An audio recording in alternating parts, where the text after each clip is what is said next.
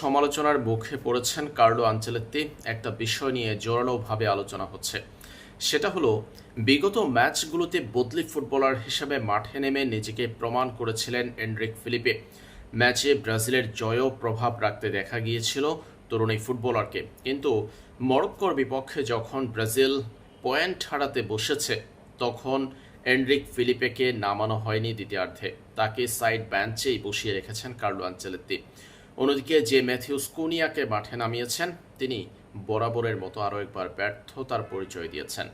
এদিকে এই ম্যাচে ব্রাজিলের সেন্টার ফরওয়ার্ড হিসাবে ইগোর থিয়াগোর কাছ থেকে প্রত্যাশা আরও বেশি ছিল, সেই প্রত্যাশার বিন্দু মাত্র পূরণ করতে পারেনি ইগোর থিয়াগো। ক্লাব ফুটবলে যেভাবে তিনি পারফর্ম করেন সেটার ছিটে ফোটাও দেখা যায়নি ব্রাজিলের ম্যাচে। এদিকে ভিনিসিয়াস জুনিয়র যতটুকু সক্রিয় ছিলেন তার অর্ধেকটাও যদি রাফিনহা সক্রিয় থাকতে পারতেন আজকের ম্যাচে, তাহলে ব্রাজিল আরও অন্তত 3টা গোলের দেখা পেতে পারত। সব মিলিয়ে বেশ কয়েকটা কারণ ছিল ব্রাজিলের এই ম্যাচে হারের জন্য।